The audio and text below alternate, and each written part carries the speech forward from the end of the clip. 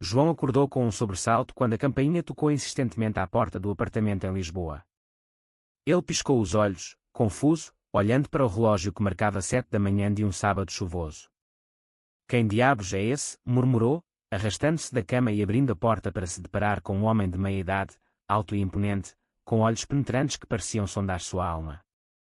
Era o pai de Pedro, seu companheiro de quarto, que chegara sem aviso, e em menos de 5 minutos, António já o questionava sobre a vida noturna de João, como se soubesse algo que ninguém mais sabia. João sentiu um calafrio percorrer sua espinha. Ele e Pedro dividiam o pequeno apartamento no bairro Alto há 2 anos, desde que começaram a universidade.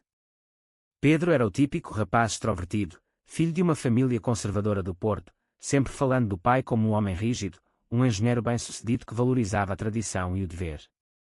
João, por outro lado, vinha de uma família humilde de Faro, no Sul, e lutava diariamente para esconder sua orientação sexual. Ninguém sabia, nem Pedro, nem seus pais, nem os amigos da faculdade.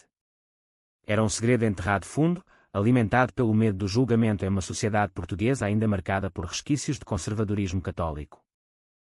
António entrou no apartamento carregando uma mala pequena, ignorando o desconforto visível de João. Pedro ainda está dormindo. Meu filho sempre foi preguiçoso nos fins de semana, disse com um sorriso forçado, mas seus olhos não sorriam.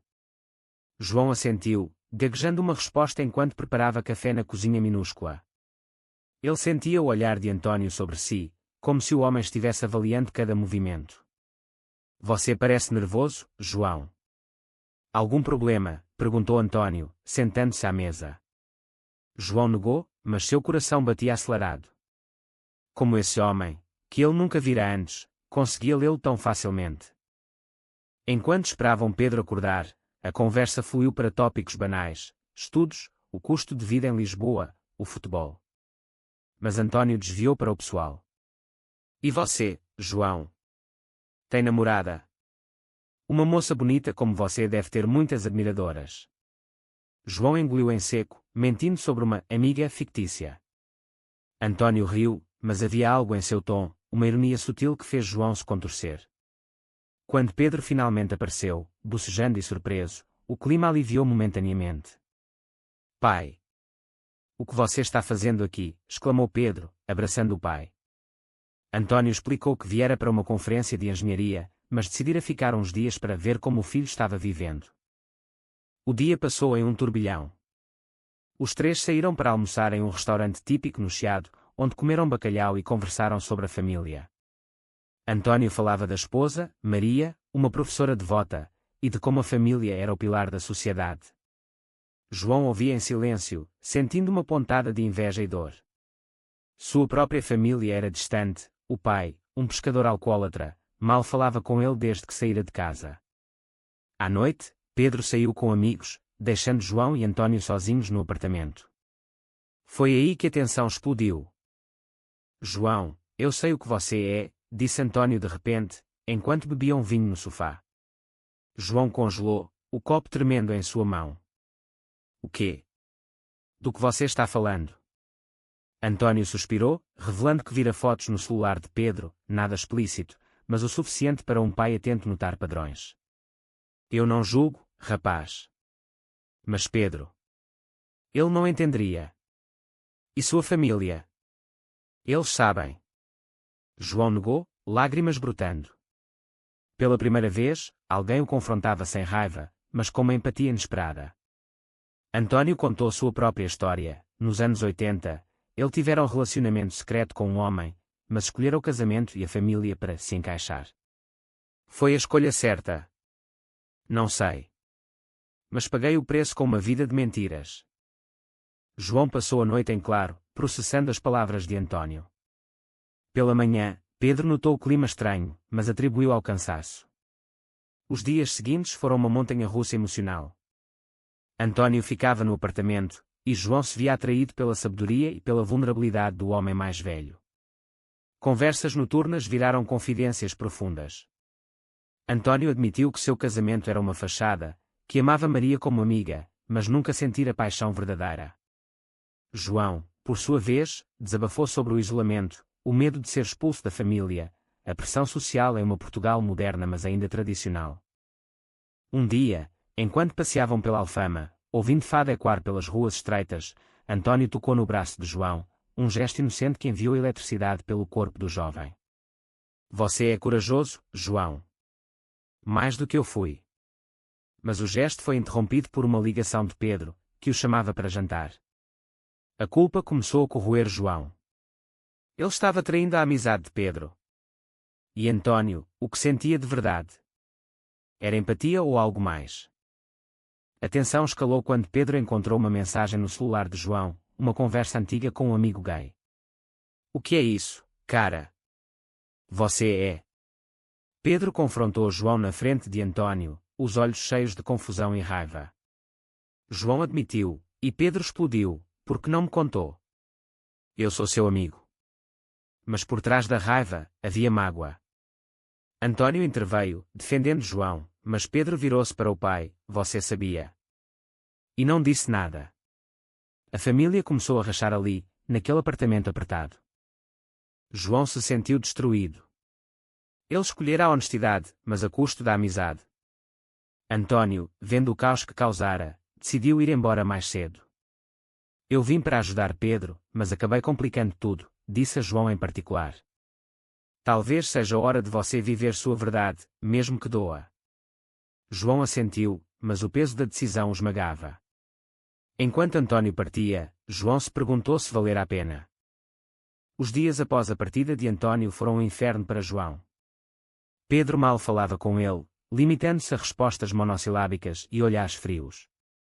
O apartamento, outrora um refúgio de risadas e noites de estudo, agora parecia uma prisão. João tentava se explicar, eu tinha medo, Pedro. Medo de perder você como amigo. Mas Pedro retrucava, medo. Ou vergonha. Você mentiu para mim por 2 anos. A amizade, construída sob confiança, estava abalada, e João sentia o abismo crescendo entre eles. Enquanto isso, António ligava esporadicamente, oferecendo conselhos. Dê tempo a ele, João.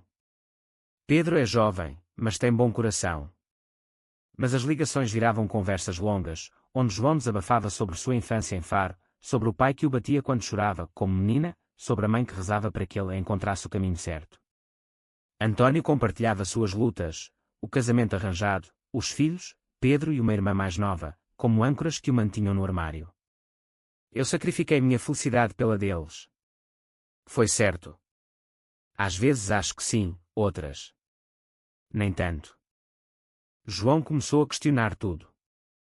Em uma sociedade portuguesa que progredira com o casamento igualitário desde 2010, porque ainda sentia tanto medo. Ele via casais gays passeando de mãos dadas no Príncipe Real, mas em sua mente, ecoavam as vozes conservadoras da família e da igreja. Uma noite, sozinho no apartamento enquanto Pedro saía para beber, João chorou, sentindo a solidão a engolir. Foi quando recebeu uma mensagem de António, venha ao Porto. Precisamos conversar pessoalmente. A viagem ao Porto foi impulsiva. João pegou o trem, o coração acelerado. Chegando à casa de António, uma moradia elegante nos subúrbios, ele foi recebido com um abraço que durou mais do que o apropriado.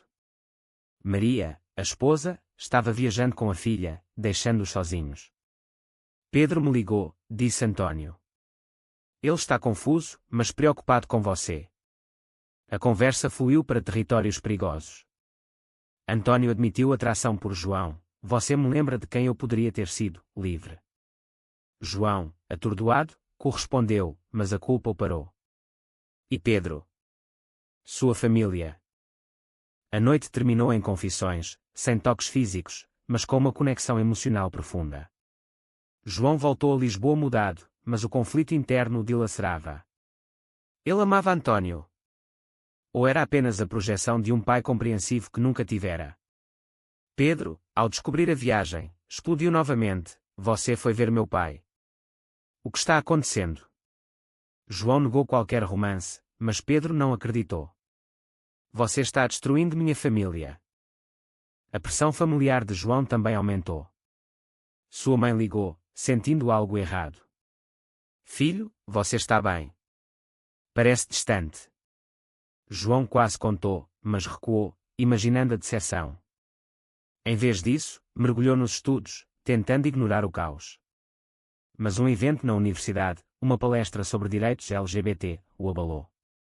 O palestrante falou de viver autenticamente, e João viu-se chorando no banheiro, questionando suas escolhas. António, sentindo o peso, decidiu confrontar Pedro. Em uma ligação tensa, revelou sua própria orientação: filho, eu sou como João. Sempre fui. Pedro desligou, chocado. A revelação espalhou-se como fogo. Maria descobriu, e o casamento, já frágil, começou a desmoronar. Você mentiu para mim por 25 anos, gritou ela. António pagou o preço, discussões intermináveis, noites no sofá, o olhar de decepção dos filhos. João, ao saber, sentiu-se responsável. Ele ligou para António: eu causei isso. Mas António rebateu: não, eu causei. Por não ser honesto antes. A amizade com Pedro parecia irrecuperável. Pedro mudou-se temporariamente para a casa de um amigo, deixando João sozinho. A solidão forçou João a refletir: valia a pena o amor se custava tanto sofrimento?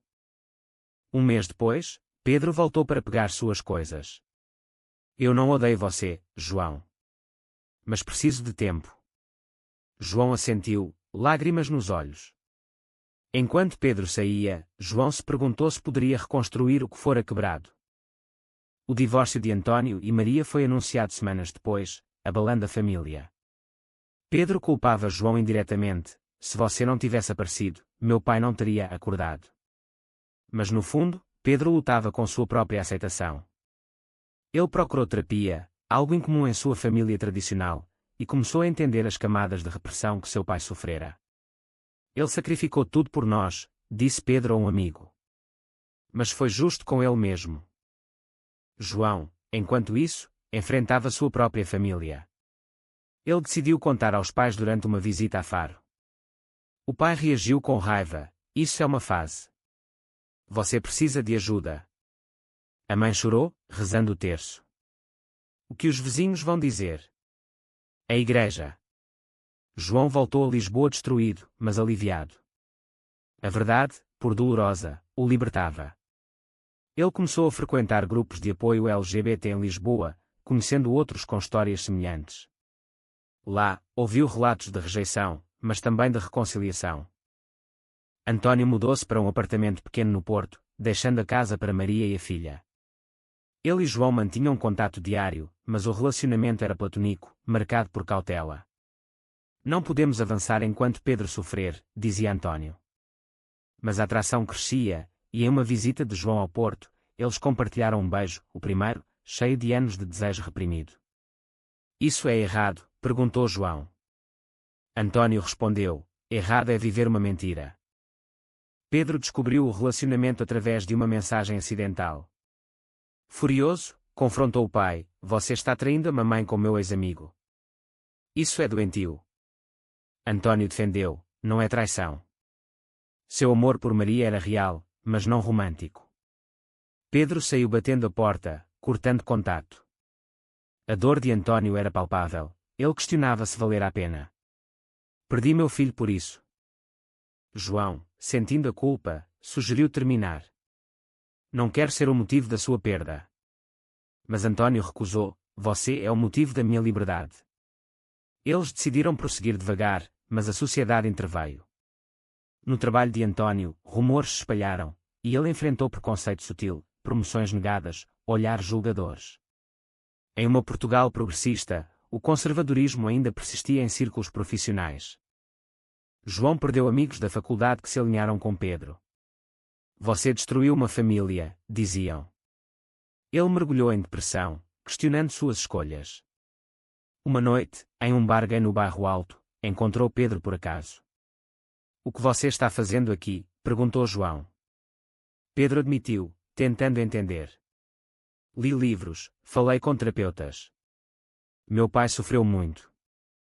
A conversa foi tensa, mas honesta. Pedro confessou medo de perder o pai, não por ser gay, mas por mudanças. Eu o via como herói infalível. João pediu perdão: nunca quis machucar você. Pedro não perdoou imediatamente, mas plantou uma semente de reconciliação. Enquanto isso, Maria procurou Antônio para uma conversa civil. Eu sempre soube, no fundo. Mas doeu a mentira. Eles concordaram em uma separação amigável, priorizando os filhos. A filha mais nova, mais aberta, apoiou o pai. Seja feliz, pai. João e Antônio se viram em um limbo, equilibrando amor e danos colaterais. Uma viagem juntos a Sintra, passeando pelos palácios, fortaleceu o laço, mas o fantasma de Pedro pairava. E se ele nunca perdoar? Perguntou João. Antônio respondeu: então pagaremos o preço pela honestidade. Meses se passaram, e Pedro começou a tó. Ele ligou para o pai em um aniversário, uma conversa curta mas significativa. Estou tentando, pai. Antônio chorou de alívio. Com João, Pedro marcou um café em Lisboa. Não aprovo o que vocês têm, mas entendo que não é minha escolha. Foi um passo pequeno, mas crucial. João sentiu um peso sair dos ombros. No entanto, novos conflitos surgiram. A família de João cortou contato após a revelação. O pai enviou uma carta dura: você não é mais meu filho. A mãe, dividida, ligava escondido, mas o medo a impedia de apoiar abertamente. João encontrou consolo em Antônio, que se tornara seu pilar. Eles oficializaram o relacionamento, vivendo juntos em um apartamento em Lisboa. É isso que eu quero, disse João. Mas a sociedade testava-os. Em eventos familiares, olhares curiosos, no trabalho de João, como professor estagiário, preocupações sobre influência. Uma crise maior veio quando Pedro anunciou noivado com uma namorada. Ele convidou o pai, mas hesitou com João. Não sei se é apropriado. Antônio insistiu: João é parte da minha vida. Pedro cedeu, mas no casamento, tensões explodiram. Um tio conservador confrontou Antônio: você envergonha a família. Pedro defendeu o pai: ele tem direito à felicidade. Foi um momento de orgulho para Antônio, mas João se sentiu um intruso. Após o casamento, Pedro e João tiveram uma conversa franca. Eu perdoo você, mas dói pensar no que poderia ter sido. João admitiu: eu troquei nossa amizade pelo amor. Foi egoísta. Pedro ponderou: talvez. Mas amor não é egoísta. Antônio enfrentou sua própria batalha moral. Ele perdeu amigos antigos, mas ganhou uma comunidade LGBT no Porto. Eu troquei segurança por autenticidade. Mas o custo era alto: saúde abalada pelo stress, noites de insomnia questionando decisões. João, inspirado, começou a advogar por direitos LGBT, participando de marchas em Lisboa. Ele escreveu um artigo anónimo sobre sua jornada, que viralizou, trazendo apoio e ódio. Você é corajoso, disse Antônio. Mas atas online o atacaram, revivendo traumas. Em uma noite chuvosa, João e Antônio discutiram. Valeu a pena todo esse sofrimento? Antônio respondeu: sim, porque agora sou eu mesmo. Eles se reconciliaram, mas a dúvida persistia. Pedro, vendo o pai feliz pela primeira vez, começou a aceitar. Ele visitou o casal, trazendo a esposa. Vamos tentar ser uma família. Foi um começo frágil, mas esperançoso. Com o tempo, a aceitação cresceu. A mãe de João ligou, pedindo perdão. Eu rezei muito, filho. Deus ama todos. O pai permaneceu distante, mas era um progresso. Antônio reconectou com velhos amigos, explicando sua jornada. Eu vivi uma mentira por medo. Agora, vivo a verdade por amor. Mas nem tudo era rosa. Em um evento social, um ex-colega de Antônio o confrontou: você destruiu sua família por um capricho. Antônio rebateu: capricho. Isso é quem eu sou. João, ao lado, sentiu orgulho, mas também medo. A sociedade portuguesa, apesar de leis progressistas, ainda carregava preconceitos enraizados. Pedro e sua esposa anunciaram uma gravidez, trazendo alegria. Você será avô, disse Pedro a Antônio. João se sentiu excluído inicialmente, mas Pedro o incluiu: e você, tio João? Foi um gesto de inclusão que curou feridas. No entanto, uma traição inesperada abalou tudo. Um amigo de Pedro, ciumento da reconciliação, espalhou rumores sobre o relacionamento de Antônio e João ser incestuoso. As redes sociais explodiram, e a família sofreu assédio. António perdeu o emprego, forçado a se aposentar cedo. Isso é o preço? Perguntou ele, desolado. João, furioso, confrontou o amigo: você destruiu vidas por inveja. Mas o dano estava feito. Eles se mudaram para um bairro mais acolhedor em Lisboa, buscando privacidade. A experiência os uniu mais, mas deixou cicatrizes. Eu escolheria de novo, ponderou João. Pedro defendeu publicamente o pai em uma postagem online: meu pai é gay, e eu o amo do jeito que é. Ganhou apoio, mas também críticas. A família se uniu contra o ódio. António começou terapia, processando décadas de repressão. Eu troquei uma prisão por outra, a do julgamento. João apoiou, mas questionava: e se tivéssemos sido mais discretos? Uma viagem em família, Pedro, esposa, António e João, para o Algarve selou a reconciliação. Conversas à beira-mar curaram mágoas. Eu errei em não contar antes, admitiu António. Pedro respondeu: nós todos erramos. De volta, João refletiu sobre o caminho: dor, perda, mas também amor e crescimento. Os anos seguintes trouxeram estabilidade. António e João casaram em uma cerimônia simples em Lisboa, com Pedro como padrinho. Maria compareceu, desejando felicidade. A filha mais nova dançou na festa, simbolizando aceitação. João reconectou com sua mãe, que visitava ocasionalmente. O pai, aos poucos, amoleceu, enviando uma carta: estou tentando entender. Mas as lições permaneciam. João tornou-se ativista, palestrando sobre saúde mental na comunidade LGBT. A verdade liberta, mas cobra um preço. António escreveu um livro sobre sua vida, inspirando outros. Pedro, agora pai, ensinou ao filho sobre diversidade. Amor é amor. A família expandida celebrava feriados juntos, uma tapeçaria de perdão e resiliência. No entanto, João às vezes acordava suando, sonhando com as perdas. Foi tudo necessário. António o acalmava: sim, para chegarmos aqui. A história deles se tornou um exemplo de como amor e honestidade podem transformar, mas também destruir e reconstruir. E você, leitor? Foi certo priorizar o amor individual sobre os laços familiares tradicionais, mesmo que isso cause dor inicial.